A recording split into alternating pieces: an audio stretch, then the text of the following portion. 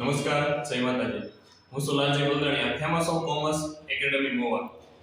શનિવારના રોજ SSC board exam ધોરણ 10 નું વિજ્ઞાન અને ટેકનોલોજીનું પેપર છે. આમ જાણતા હશો સારી રીતે તૈયારી કરી છે, પણ પેપરમાં 80 માંથી 80 ગુણ કઈ રીતે લાવવા એના માટે તમને હું પેપરનો ડેમો બતાવવા જઈ રહ્યો છું કે ટોપર વિદ્યાર્થીઓ છે આ પેપર કઈ રીતે લખે છે. ટૂંકમાં એ લોકોને 80 માંથી 80 કે 100 માંથી 100 ગુણ પરીક્ષાની અંદર કઈ રીતે પ્રાપ્ત કરવા અને વ્યવસ્થિત લખણ કઈ રીતે કરવું, એક પણ ભૂલ પાડ્યા વગર અને કઈ રીતે આકૃતિઓને નામ નિર્દેશિત કરવી, આવી વાત તમને હું બતાવું કઈ રીતે 80 માંથી 80 ગુણ આવે.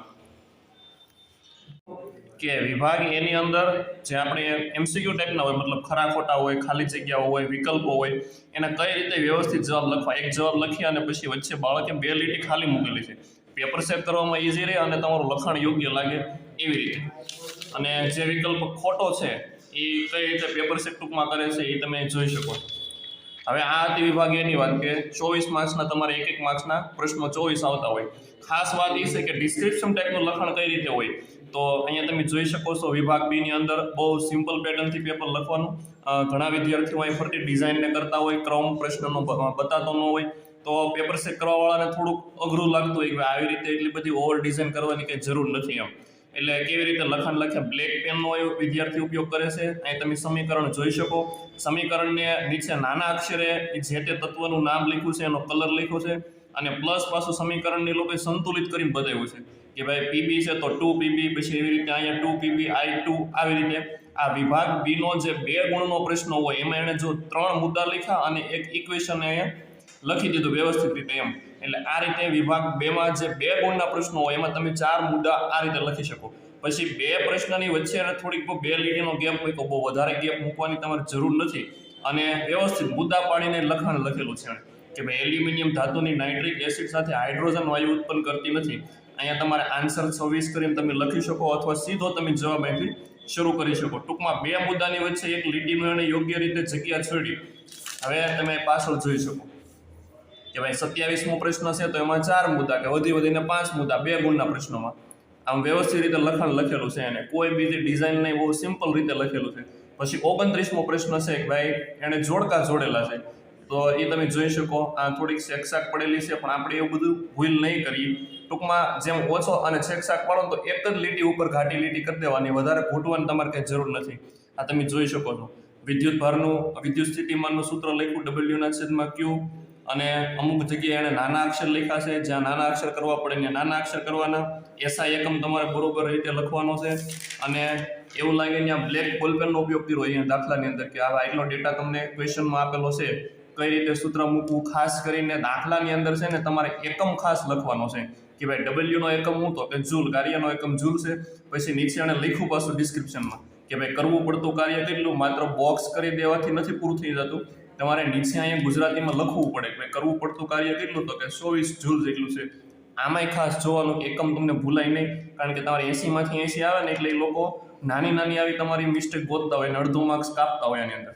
પછી તમે જોઈ શકો કે એને બ્લેક પેનનો કઈ રીતે ઉપયોગ કર્યો. ભાઈ 2 પ્રકાર પડ્યા વિઘટનના, જેવી વિઘટન અને જેવ અવિઘટનીય. એની વ્યાખ્યાઓ લખી, ઉદાહરણ લખ્યું. ટૂંકમાં એને વચ્ચે બ્લેક પેનનો ઉપયોગ કરીને ઉદાહરણ આપ્યું એટલે હાઇલાઇટ થાય. પેપર જોવાવાળો જે માણસ હોય, જે સાહેબ હોય, એમાં હાઇલાઇટ થાય કે નહીં આના ઉદાહરણ આ જ છે લખેલા એમ. તમે જોઈ શકો છો. આ હતી વિભાગ બી ની વાત. હવે વિભાગ સી ની અંદર એક પ્રશ્ન 3 ગુણનો હોય. તો 3 ગુણનો પ્રશ્ન હોય એટલે ઓછામાં ઓછા 5 થી 6 મુદ્દા તમારે લખવાના. પછી જેવડો પ્રશ્ન જોઈને વિભાગ સી ની અંદર અહીંયા 3 માંથી 3 ગુણ આપેલા છે પેપર ચેક કરે, બરોબર. પછી ધાતુના સામાન્ય ગુણધર્મો નીચે મુજબ છે, આવું ટાઇટલ તમારે દેવાનું. સીધા ધાતુના ગુણધર્મો લખવા નહીં મળવાના અને વચ્ચે ગેપ મૂકવાનું. વ્યવસ્થિત લખાણ એને કહેવાય જે મુદ્દાસર લખાણ લખ્યું એને, કે પેપર ચેક કરવા વાળાને કંટાળો ન આવે અને જોવામાં ઈઝી પડે. પછી જે ઉદાહરણ દેવા પડે, મેં હમણાં તમને આગળ કીધું એમ, એને બ્લેક પેનથી હાઇલાઇટ કરી રાખ્યા કે ભાઈ ઉદાહરણ તરીકે હીરો સખત છે, ઉદાહરણ તરીકે ગ્રેફાઇટ વિદ્યુતનું શું વાહક છે. આ તમે જોઈ શકો ક્ષારણના ઉદાહરણો. તો હું પેપર જે ચેક કરવાવાળા હોય ને એની સીધી નજર અહીંયા જાય બ્લેક પેન ઉપર કે નહીં જે એને કામની વસ્તુ છે ને એ બધી આવરી લીધી ટૂંકમાં જવાબમાં. હા, ખાસ મહત્વનું છે આકૃતિ. ચેતાતંત્રની આકૃતિઓ દોરી. આમ એવું લાગે કે જાણે ઓરિજિનલ આવી આમ લેપટોપમાં જેવી આપણે આકૃતિ બનાવી એવી જ રીતે આકૃતિ બનાવી. નામ નિર્દેશન ખાસ કરવા અને એરો મારીને આકૃતિને બીજી વાર ઘૂંટવી નહીં. એકવાર તમને જે એરો મારીને તમે દર્શાવી ગયો એ જ વધારે, પછી એમાં વધારે ઘૂંટવાની કંઈ જરૂર નથી. જો કેવી આકૃતિ તમે અહીં જોઈ શકો છો.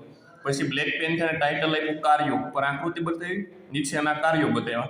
આ 3 ગુણનું લખાણ છે અને લખ્યું નહીં. 6 મુદ્દા લખ્યા પ્લસ એક આકૃતિ દોરી. હજી આગળ તમને બતાવી આકૃતિ.